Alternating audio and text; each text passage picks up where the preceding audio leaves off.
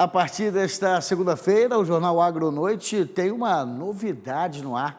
Todo início de semana vamos ter a oportunidade de ampliar nossas ideias, saber de novos estudos e o que o setor produtivo tem feito de melhor junto ao mercado empresarial. A agropecuária aliada à tecnologia. E para atualizar, só quem tem a experiência no assunto, não é isso? Vou chamar então o presidente do Conselho Superior do Agronegócio da Fiesp, a Federação das Indústrias do Estado de São Paulo. Seja muito bem-vindo, Jaci. Muito obrigado, Fábio. É um prazer estar aqui com você. É um prazer estar participando do AgroMais. Uma excelente noite, né? Já dou as boas-vindas e vamos conversar um pouco, né? Justamente sobre essa questão da transição energética. Muito se discute, novas fontes de energia estão sendo estudadas, mas a realidade brasileira ainda depende de muito, assim, não é porque vai ter carro elétrico que todo mundo vai conseguir ter carro elétrico. Então ainda depende de muitos poréns para que a sociedade brasileira consiga realmente viver uma transição energética eficiente, né? É verdade, Fábio. O Brasil hoje, no transporte de veículos leves, dispõe já do etanol. O etanol é um combustível que está disponível em todos os postos de combustíveis do Brasil todo. Nos mais de 40 mil postos de combustíveis, você encontra esse produto que ambientalmente é o produto correto. Hoje, o carro Flex brasileiro, ele emite menos poluentes do que um elétrico europeu quando você considera o ciclo de vida, ou seja, quando você considera desde a produção do combustível até seu uso final pelo consumidor daquele combustível. Nós temos, então, essa vantagem comparativa já instalada.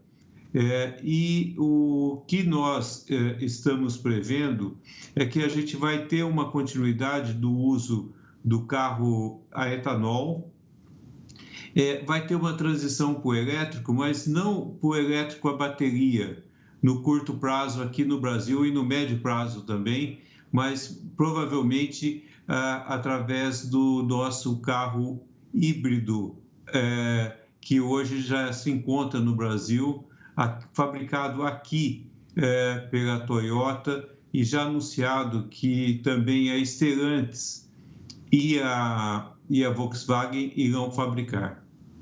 É isso, é importante não parar de fazer, de terem as pesquisas, né, os estudos e tentar baratear ao máximo também alguns materiais que farão parte de carros que seriam mais, vamos dizer assim, sustentáveis, né?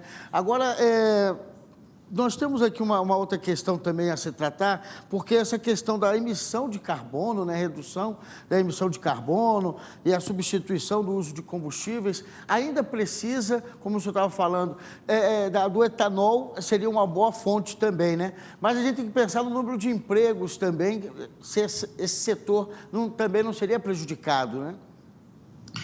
Hoje o setor de produção de biocombustíveis emprega mais de 2 milhões de pessoas, direta e indiretamente. Então, é um setor muito importante na economia brasileira.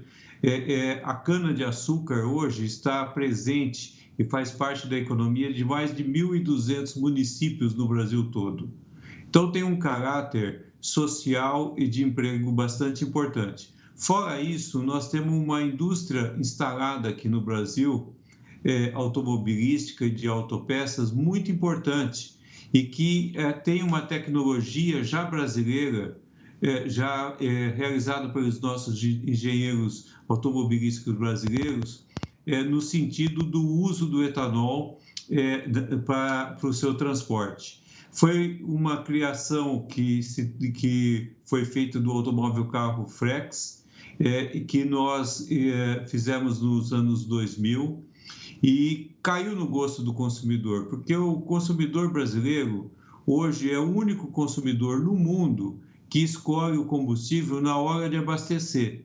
enquanto que em outros países se escolhe o combustível na hora que se compra o carro.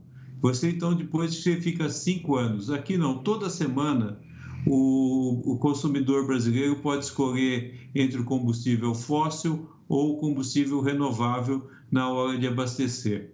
E tem um ponto importante, que é a história da cidade de São Paulo, Fábio. Na cidade de São Paulo, nos anos 2000, nós tínhamos a emissão de particulados de 60 microgramas de particulados por metro cúbico de ar na cidade de São Paulo. O recomendado pela OMS é de 20. Hoje, na cidade de São Paulo, nós temos 19.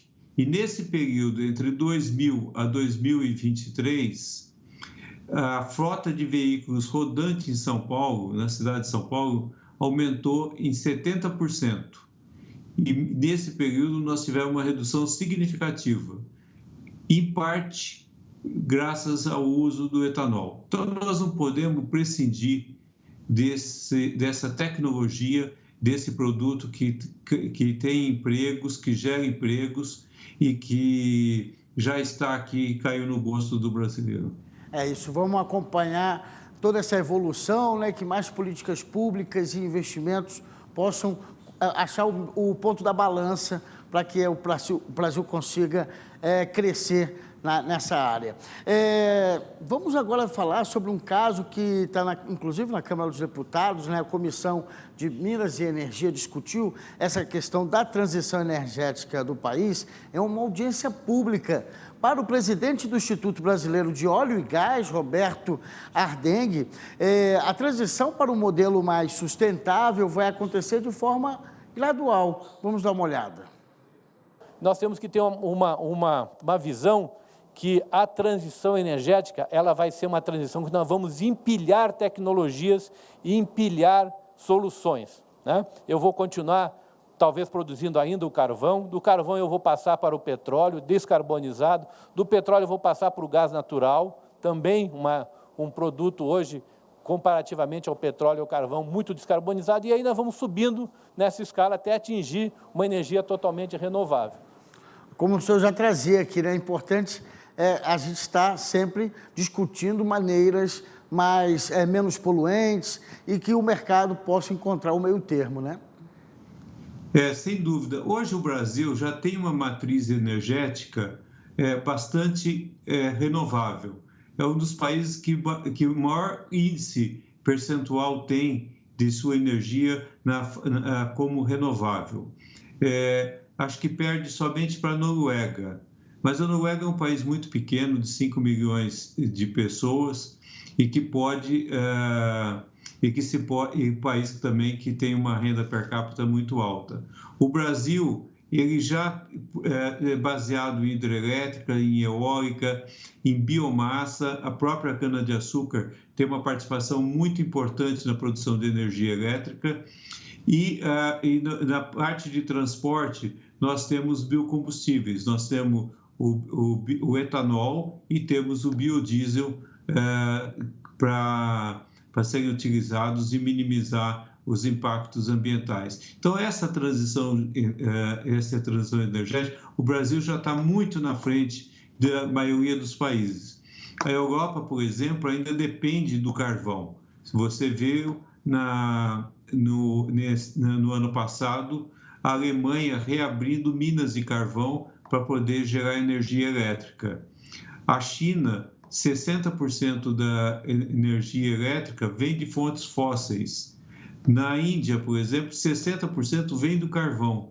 Então, aqui o Brasil está muito na frente nesse aspecto e eu acho que nós vamos ser uma referência no mundo, porque um dos futuros vai ser aqui a produção do hidrogênio verde, que também vai poder ser feito a partir do nosso etanol, como está sendo testado hoje na USP, numa experiência que está sendo financiada pela Shell, pela Raízen, pela Hytron e pela Nissan.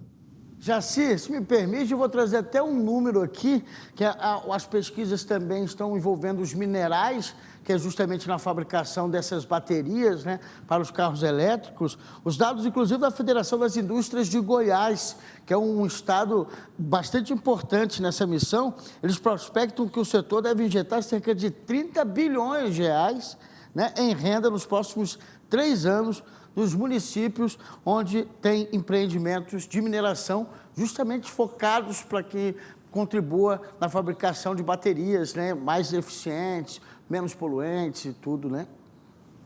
Esse é um desafio que se tem. Vai ter que se investir muito dinheiro no mundo para a fabricação para a produção dos minerais necessários para as baterias, e esse vai ser um grande desafio, não só do investimento, mas também um desafio no uso e no descarte depois dessas baterias. Eu acho que a gente não podemos importar modelos que não são adequados ao Brasil. O Brasil é um país continental, é um país que ainda tem uma escassez de energia elétrica que é importante. A gente já vê racionamento em partes do Brasil, principalmente na região norte, e nós temos que nos focar hoje em melhorar aquilo que nós temos tecnologia, naquilo que é a nossa vocação, e biocombustíveis é uma vocação brasileira. É isso. Jaci, agora também nós temos a questão do futuro carro, né? Quais são ali, preços altos, né? Nem os modelos mais básicos de carro podem ser considerados populares. Essa é a realidade que o brasileiro tem visto, né? O resultado, então, é a queda nas vendas. Vamos ver uma reportagem como o governo planeja resolver essa questão. O carro que a Rosângela foi ver na loja tem 4 anos de uso, custa metade de um novo. Bem mais em conta do que o zerado, né?